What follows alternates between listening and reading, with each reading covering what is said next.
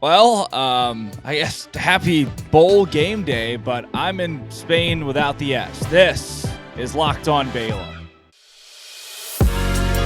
You are Locked On Baylor, your daily podcast on the Baylor Bears, part of the Locked On Podcast Network, your team every day. It is the Thursday that Baylor plays in the Armed Forces Bowl against Air Force. If that was already bad news for you, the worst news is Austin Novosad is now going to Oregon. Scotty, we have now in real time had 24 hours to process this, but at the time of recording, we have not. So to peel back the curtain a little bit, while today's topic certainly should be a bowl game that Baylor plays this evening, it is not, because that's not the biggest topic of Baylor sports right now. So much bigger to me than this game is the fact that the Bears just had maybe the most catastrophic recruiting blunder. I don't know if you can say in program history, but it's got to be close. It's bad. It's bad, Drake. Let me start with a positive note, right? Because what I learned at Truett Seminary is that good leaders are calming and peaceful presence in the midst of chaos. So, Drake, congratulations on your broadcast last week of China Springs repeat state championship victory. A thriller. I loved it. I know that there are very few listening to this who might have also been listening, but epic. Cougars repeat as state champs. Scotty, that's all we got. That is the only positive note, right? That and Jesus' birth and Christmas. And outside of that, there's not much good going for us right now. That's right. And so when you talk about high school sports, recruiting is such a fun thing to follow, and then it will punch you in the gut on days like today. And tying some of these things together, you and I both have a relationship with the Bells. We love the Bells. And this is an odd place to be sitting, where you've had two really good college quarterbacks transfer out of your program in the last two seasons. And it's all going to be okay because we're getting this stud from Dripping Springs. And in the last moment, man, in the last moment, he flips. It's painful. It hurts. I'm here with you. This is one of, and someone sent me a text today, actually. I wish I could give him credit, but I don't have the text ID on my computer. But this guy says, all right, 4-star linebacker goes to LSU, 3-star linebacker, A&M, 4-star QB, Oregon, 4-star safety, Oregon, 4-star offensive lineman, Kansas State. There have been some, this isn't the only recruiting loss that Baylor has had. And even at the time of recording, there might be more today. Welcome to bad. I don't know if I could have expected, off the heels of a Sugar Bowl, and you got Novosad in the top 20 class, could be top 15, that everything would fall apart in the last week.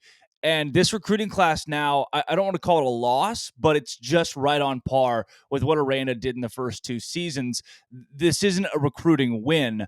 That is not good. I am like, this kid was going to be why Baylor football had hope and was going to be good in the future. Like, Scotty, I pose you the question, who's your favorite Baylor quarterback next season?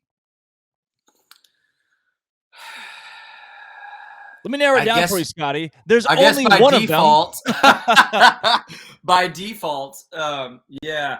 Man, it's tough. It's so tough. And you know, I came on here a time or two ago and talked about wanting to see Drones get his shot. And so this is really, really a hard day. And I would say this has been the question about Dave Aranda this entire time, right? Like, the question has never been, can he coach football? He clearly can. I think what he's shown in some aspect is, can he manage a game as a head coach? I think he can. The part of college football you have to be elite at to stay at a conference championship level at a Power 5 conference, you have to get some of these 4-star guys on campus. Baylor is never going to be a place that competes with Texas for 5-star guys. It's just not going to happen. So when you get these really big 4 or 5-star, the few that are like, I'm a Baylor Bear, you have to close the deal. You have to do it because that's how you're going to stay at the top of the pile. The Big 12 is growing this year. We're about to get 4 more programs, all of whom are also really good at football. And so the question about Dave Aranda is, and after today remains to be, can you build a sustainable program? We know you can coach on the field. We know, and maybe this is starting to become a question mark. We know you're not afraid to make coaching changes when something isn't satisfactory. But do we know that you can recruit and keep guys on campus who are going to help you win championships? Because let's be honest, Drake, he won a championship with Matt Rule's guys, and props to him for it. But we're seeing what Joey McGuire is doing at Texas Tech. We're seeing what Matt Rule is just starting to do at Nebraska. And I'm sitting here saying, Dave Aranda, I could not love a human being more. I really couldn't. Please prove me. Please. Oh, I can't even speak. I'm so angry with you. Please prove to me that we can compete in the recruiting game. And I just haven't seen it yet. If Texas Tech, TCU, and Nebraska all play in conference championship games next year in their respective conferences, I'm done. I'm really done. I've already said that I'm done, but that is really it for me.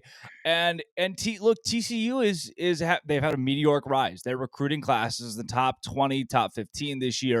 You thought Baylor was going to do the same thing, and off the heels of 6-6 when you were supposed to go 10-2, or what some people thought the ceiling, and I think everybody thought the ceiling at least was 12-0. And you kind of crap the bed this year, and now you're crap the bed recruiting. Like, I as much as I love David Aranda, I think you're right. It's good to ask those questions. Like, it's okay. There are some things that need to be atoned for here at some point, because now this is probably your biggest loss overall the 6 that you had this season of your 2022. I'll make note, Scotty, before we get into this bowl game, which almost makes me as sad because there's nothing really about it, the weather and everything that's good. Before we get into the bowl game, I do want to make note, if Oregon didn't lose that one quarterback commit, I don't even remember, Dante Moore. I don't really keep up with other people's stuff. If he was 48 hours later, he decided to stick with Oregon, Austin Novosad would have already signed the dotted lines, and it'd be over. So let me give you some background to that, because I've been in contact with some folks about this. And Drake, peek behind the curtain without revealing everybody I have the pleasure of being friends with and getting to talk to you about these things. Oregon brought Novosad up on a secret visit last week, which is part of what caused the other guy to flip. No. All of this was orchestrated by Oregon. Oregon saw a shot. I don't know how they saw a shot with Austin, but they saw a shot to say, this is an upgrade and we can probably get in here. They brought him up on a secret visit. Bro finds out. Bro flips. Then it opens the spot for Austin to flip at the 9th hour. I mean, it's just that's kind of how that went, man. So that is my understanding of what went down based on some people that know some things. So read that how you will. Listen, let me go back to pastor mode for just a second. It is hard and it does suck. And there's no way to spin this positive. Okay. Every school has ups and downs in recruiting. Let's see what this I think this is a capable coaching staff. Yeah. The question does become personnel. But I think even Drake, like, none of us knew this time last year who Richard Reese was. And Richard Reese is going to be a preseason All Big 12 running back. So who is next? What can this coaching staff do with who we've got? I don't want this to be an apocalyptic event for the Baylor fans, but it's hard, man. It hurts really bad. We were texting last night in some chaos, or again, I guess Tuesday night for those listening now. It's tough, man. Yeah, if Baylor goes 5-7 next year, which would be a completely reasonable record. They don't really have an offensive line. They only have one quarterback. If your quarterback goes down, you have 0 quarterbacks. If Baylor goes 5-7 next year, which again would make sense, I'm not okay. And there are questions asked. I think it's a capable coaching staff, but I don't know how soon another turnaround is going to hit. I can tell you this, Scotty, if you want to turn everything around and make $1 million, you can do it at BetOnline. You can also lose $1 million. So don't go crazy on sports wagering, or do go crazy on sports wagering in a reasonable way. BetOnline.net is where the game starts. You go there, you can wager, or you can just watch podcasts. You can watch this podcast. You can there's news.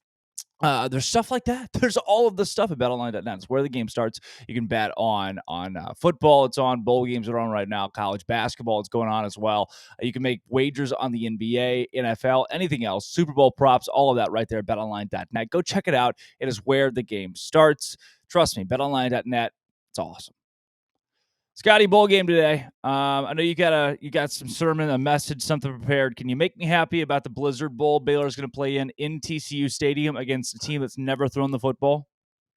You know, it's really interesting. So I've had so much fun, by the way, this year doing this for each game.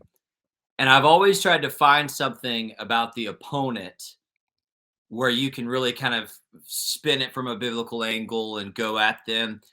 Not so with Air Force. Let's be honest. We all are rooting for our military and our Respect the country, troops. right? There's no concept for F-16s in the Bible, regardless of what some might say about the Book of Revelation. So I didn't want to attack Air Force here, as much as I was tempted to try something in that vein. So then I go looking through Scripture for okay, well, the weather is an enemy here, right? And so much props. I'm not going to be able to make it tomorrow night. Tonight. Props to the Baylor fans who are going to make it tonight. Please be safe. It's going to be horrid, but major respect. The Bible doesn't say a lot about the cold or cold weather. And if you think about the context in which Scripture was written, Israel and kind of the surrounding area, that makes a lot of sense also. So, Drake, here's what I want to talk about. A 6-6 season. A really disappointing week on the recruiting front. Drake, a reality that Christians understand and yet wrestle with because we feel it shouldn't be. Life has a lot of ups and downs.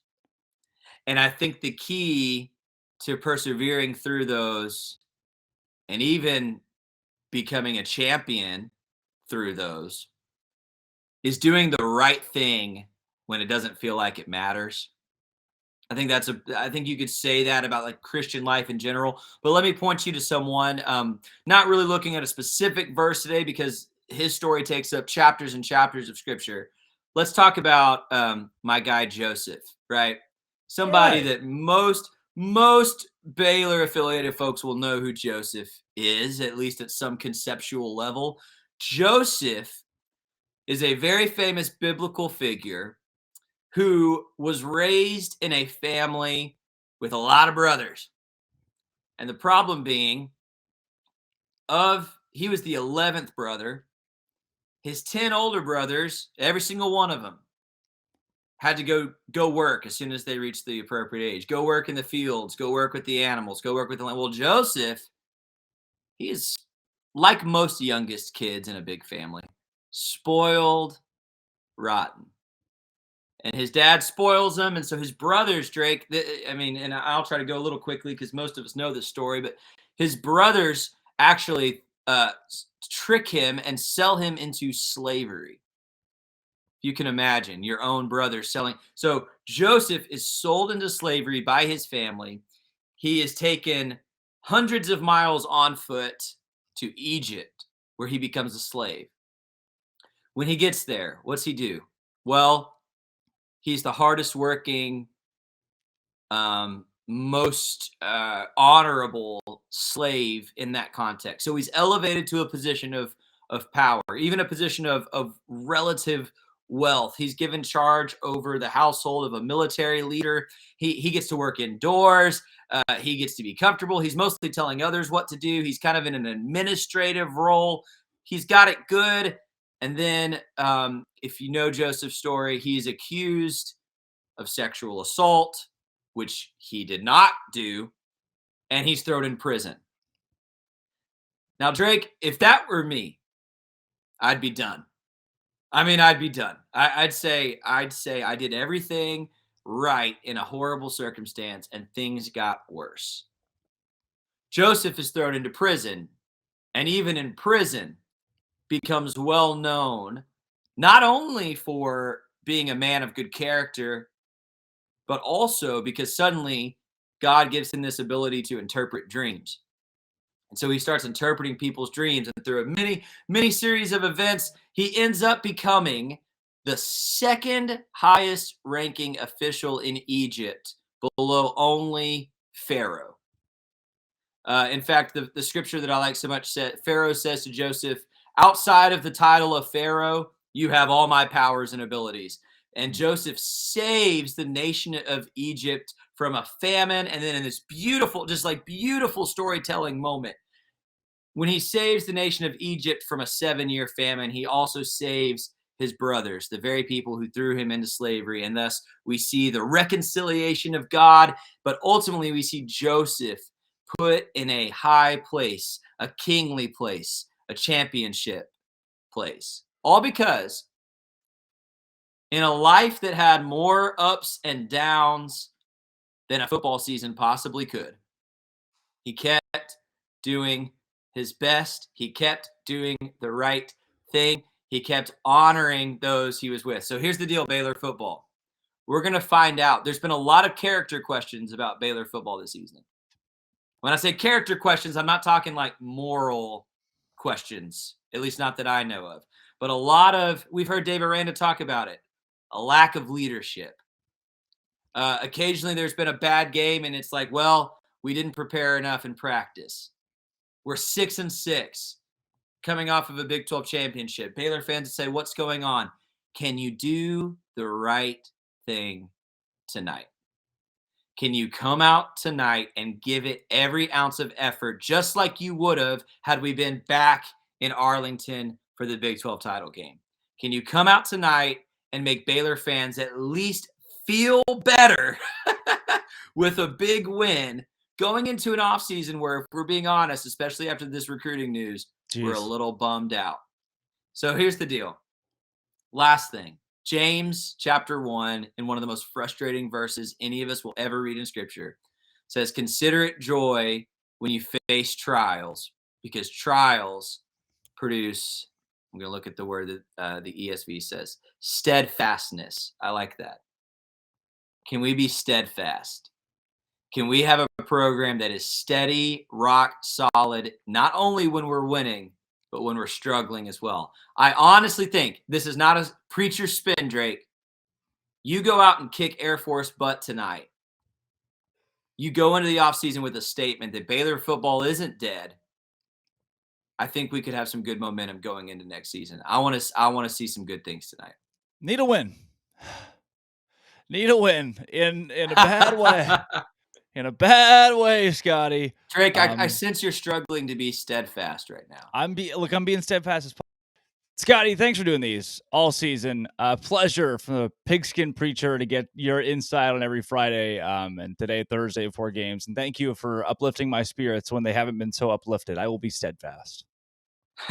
Good man, Drake. This has been fun. I love Locked on Baylor, and I love you, man. So let's go get it. Let's end the season on a good note tonight. Let's go win a bowl game. Dave, what do you think? Here comes Dave Aranda. Please give me some good news. All right, just a point of order here. We'll have the both coaches here. We'll start with opening statements and then open it up for questions. And we will have the players available for one-on-ones and small groups in the back. We'll have Ben over here with a microphone. If you want to ask a question, just raise your hand. He'll get you one. And tell us where you're from and your question. So we'll start with our visitor, Coach Aranda. Maybe give us an opening statement here. It's good to see you guys. I'm so blessed to be here. This has been a great experience this week. So appreciative of our bowl and just the treatment that we've been given. And I know that our players and our staff have had a great experience here. Such respect for our opponent and for Coach, just from afar, just seeing kind of coaches and how they move and how they treat people and just all of it, it is humbling for me to be in a game and sit next to a coach I really greatly respect, and then a team that just plays the way that you wish more teams play. They don't beat themselves, tough, physical, start what they finish, do their talking with their actions. And so what a challenge for us. And so, week of practice has been good. It's, with the signing day and everything, you kind of forget what day it is. It's Friday for us in terms of game week, and so we're ready to go.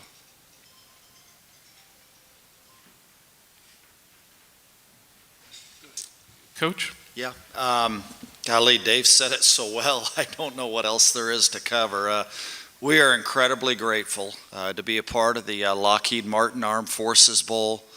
The remarkable job that Brant does with all their bowls, especially right here in Fort Worth, and honored truly to represent the United States Air Force Academy and to play against such a great school, Baylor University, the institution, and then truly the amazing job that Dave's done since he's been there. And they're big, they move well, exceptionally well prepared, and what a test. A huge test for us, and yet we still get to play football this time of year, and that's why we're thankful. Great. We'll open it up for questions. Mike? John Warner, Waco Tribune Hero. This is for Dave.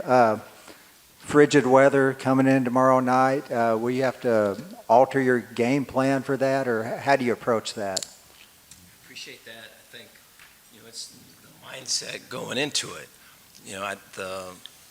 There's been games, I think, in all of our past, and a lot of our players too, where you can't feel your fingers anymore, and then you can't say the words that you want to say because your mouth doesn't work anymore, and your toes are cold. And meanwhile, there is a great opposing force coming at you, unrelenting.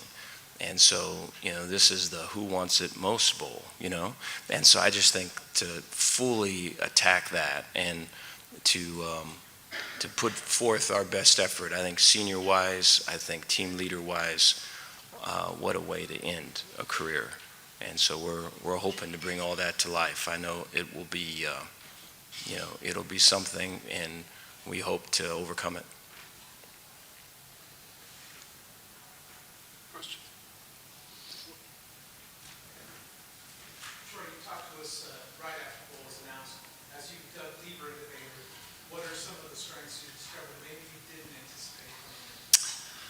Well, the further you study and prepare, just, my goodness, how gifted they are. Just tremendous size, great deal of experience. They're an older team that's been together for a while, and very electric. And I think the other part that's impressive too is just how much they've been able to win over the years. And they've done that here over the 8 years. They've definitely done it the last couple of years too.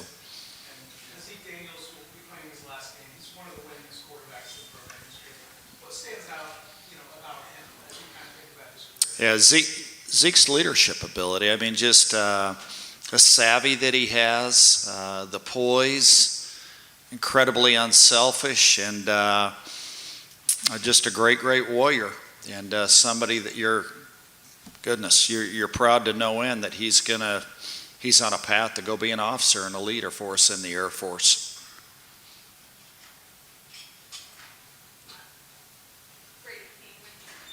News 5. Troy, you mentioned Hazik. You also have a bunch of great seniors. And what would it mean to you to be able to just send them out with a win here at the bowl game? Well, it'd be a remarkable achievement. Again, I mean, the sheer challenge of what's involved here. Our guys are pretty clear-headed young men, and they realize that difficulty that's in front of us. Certainly, we don't want to lose sight of a bigger picture. You know, they come to the United States Air Force Academy to go through those rigors, the difficulties to grow as human beings, and have an even greater appreciation for others and to go serve.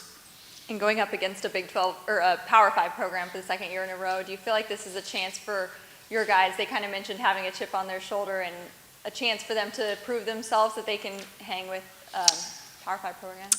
That's really not us. I mean, I know that's kind of a connotation sometimes you think that it should be, or we just we have great respect for who we play against, and yet at the same time, like I said, we're just honored to be here. ESPN Central Texas. Dave, what's it like being a defensive coordinator again right now? How has that gone, and then what are you looking for in this next defensive coordinator? Appreciate that. It's a lot of work, and you know, you always appreciate just this particular offense and just the detail, and you know, I think, you know, going into it as coaches, you really the numbers it's an 11-on-11 game all the way, and then I think there's angles. You could have numbers, but if the angles are bad, then it's, you know, you have to address it. So I think you have to be way hyper sensitive in terms of numbers and angles, and then, you know, the adjustments that come into it. I mean, this game, it could very well be the second quarter and we're both starting our second drive, you know, and so I just think like the ability to make adjustments, and it could be, you know, squeezing down on this technique or widening this technique, and then for players to continue to execute, you know, their assignment, play after play after play, with plays that look the same but are attacking different points. And so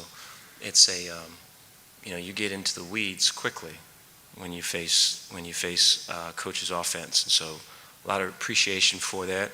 Pulled me right back into it, so there's no you know, you kind of have to jump into all of that, and it's been fun while it's lasted. But looking forward, a coordinator that's into relationships and seeing people and valuing that, you know, regardless of you know, the performance or the outcome, is valuing that person and really having true relationships that go past maybe any superficial level.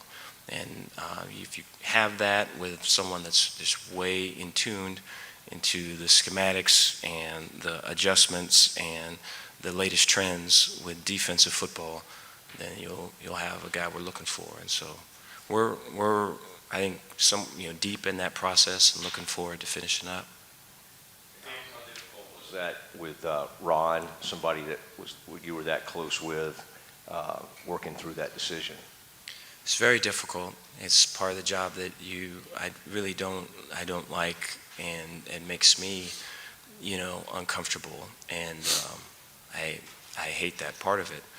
I'm happy for Ron that he landed in a really good spot, and you know, it's a testament to who he is and the type of coach he is, and we're hoping to help Ronnie do the same thing, and to see both of those guys and their families successful and on to big things, as they should. Back, Curtis Willing, KZEN, in Waco. Since the end of the regular season, you guys have lost a couple of high-level recruits that were kind of headlining your recruiting class. You mentioned signing day. What was the reaction in the coach's office when you found out, and how do you guys regroup and get ready for the February signing day, especially with those two top-line recruits? Yeah, appreciate your question. Really excited about the guys we got. I think, you know, we've got ourselves a great class with, you know, kids, I think, that fit us and fit Baylor University, and you know, with families that are excited about their sons going to Baylor. And so just way appreciative of the connection that our coaches have really tirelessly worked to make. with these families and these young men, and just excited for them to get on campus and start. And I think it was a celebration this morning, really, with just the group that we got coming in. That was Dave Aranda. Things could be better. But Baylor, Air Force tonight. Go to the game. If you want to go to the game or can go to the game, it's going to be cold. I'll be at the game. I'll see you there. Or don't. Or do. Go to the game. Support the team at least. But brighter days are coming. Please come back on Monday. There's a lot to talk about. A lot, and not a lot of it's good, but there's still a lot to talk about. Or come back on Friday, I guess. Post bowl game, we'll do a post game. We'll do a podcast. That's Christmas Eve, Friday. Oh no, Saturday. So we'll do a podcast Friday. Unlocked on Baylor. Thanks for making it your first listen every single day.